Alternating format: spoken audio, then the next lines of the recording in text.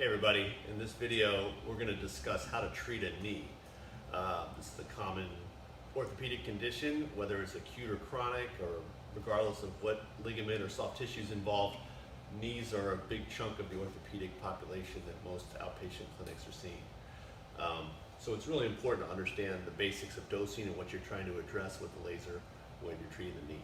So the target tissue in most cases when you have an inflamed, acutely swollen knee is the synovium. You're trying to address that soft tissue, which is going to impact the inflammation in the joint space itself. So in order to cover the synovium, you want to try to do your best to treat all the way around the knee in a pattern, just visualizing where that soft tissue resides and going all the way and trying to cover as much of that tissue as possible. You also don't want to neglect the distal bursa on the distal aspect of the quadricep. That's also an important soft tissue that often has inflammation involved with it in the knee. For a chronic knee that isn't swollen, you're still trying to address the synovium primarily, except in that case you're going to try to treat it with higher dose and higher power in most cases, because you're going to try to create analgesic effects and bring pain down quickly. We'll differentiate those two things here in just a second. So when you're trying to treat, if you have your perfect protocol, the first box, as you know, is to calculate the area you're going to treat.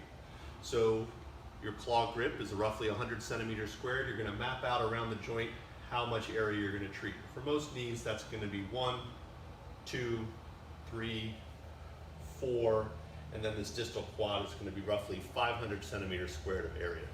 So if you were on your device, you would come to your perfect protocol, and in the first box you'd put 500 in for your area. Under power, you have some different options. We recommend for acute inflammation that you be a little more conservative on that first treatment. You may be around that 10 watt range if you had a 15 watt unit like this. If you had a 25 watt unit, you probably are going to still be in that 10 to 15 watt range to start. What you're trying to do is avoid any type of increased rebound type pain complaint. And sometimes when you use higher irradiance via higher power, you increase the chance that they might have some rebound pain. So you want to get a feel for how that patient's going to respond after a treatment or two before you start to get more aggressive with your power settings and dosing for that matter. So we're going to say, in this case, the knee was acutely swollen, and to address that, the literature shows that roughly 6 to 8 joules per centimeter squared is where you want to be for the dosing for that. So we're going to set it at 6 underneath, this is the power setting. We're going to set the power at 10. You just hit delete at 10 watts. And then for dose, we're going to hit 6 joules per centimeter squared and hit calculate. What the screen is going to show you is that this treatment is going to take 5 minutes at 10 watts, and you're going to deliver a total of 3,000 joules to that knee. So once you're ready, you'll put on your protective glasses, as the patient will have on the same. You're going to hit the standby button, which is then going to bring the laser up into a ready state. You're going to have a variety of heads that you can choose from. We recommend generally when you're going over the bony prominences around the knee, that the large cone is a good choice. Some people really like to use the massage ball, especially in the posterior aspect of the knee when treating those soft tissues, the bursa that lay back there. That sometimes can be beneficial when you're trying to do some soft tissue work as well. But sometimes patients that are, especially if they're in more acute levels of pain, they don't like that to be rolled over the bony prominences of the knee, and they might not tolerate that quite as well. But it's certainly up to your choice on which one would be a better head to choose from. In this case, we're going to use the large cone.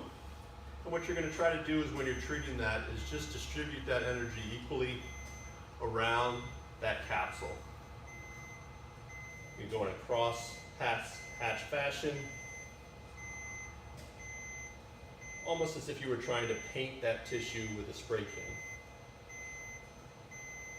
You may, when getting to the back of the knee, have to change position. You may even have to have the patient move their leg a little bit so that you can get access to that posterior aspect of the knee as well. Just use your clinical judgment. How's that feeling? Feeling great. You want to make sure you're checking in with your patient every 10-15 seconds to make sure the temperature is okay of the laser. While you're treating, important not to stop that motion and keep that moving at a nice constant pace as you're going around the joint. We recommend stopping roughly every minute and a half, 2 minutes, checking in with your patient and asking them what their pain level is. How's it feeling? Are things improving? Often they might start to tell you, hey, it was hurting in the front and now it's just sort of hurting in this one area. It allows you as the treater to sort of zero in on that spot and see if you can maybe get that pain to come down even further. The other part of the treatment, if you can, it's a little hard with our setup here, is that while you're treating, try to get some passive or active motion while you treat. So if she could get a little bit of flexion and extension while I was treating her knee, just to incorporate some motion, get some synovial fluid moving, exposing different aspects of the joint capsule, those are all benefits to the treatment. It's easier to do with certain joints than others, but for the knee, it's usually pretty easy if they're on the table and you get them to slide. The key is that you don't want it to be painful though. We're trying to bring pain down, so it should just be a very pain-free motion, whether it's passive or active. So that's for your acute patient, 6 to 8 joules per centimeter squared. Power is going to be somewhere in the 6 to 10 watt range when using our equipment. For a more chronic pain, you're still going to try to address the same synovium. You're probably going to do the exact same calculation if you have a chronic arthritic type knee. But you're going to try to use higher power in that case. The higher power is going to help reduce pain quickly. It might free up motion better. Just has a different impact on the nerves that are around that knee. So not uncommon to go up towards 20, sometimes even 25 watts to get maximal analgesic effects. I would recommend to start on that slightly lower side, around 20 watts of power, and then build after the first couple treatments once you sort of see how the patient responds to that. Again, you're going to try to treat circumferentially around the knee and get your best outcome.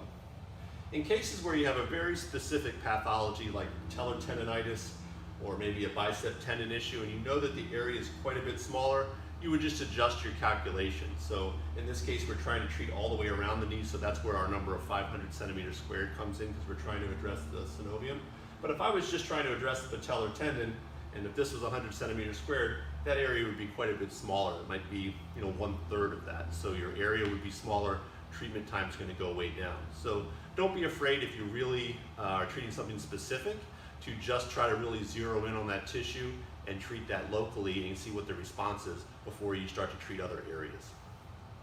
The last treatment tip I'd give you is that when treating in an acute setting where you have swelling that's present in the knee, you're going to be, like we said, in that 6 to 8 joules per centimeter square range. To get pain relief if they were having acute pain, you're not going to want to go a lot hotter or higher with your power due to the possibility of increasing the chance of rebound pain.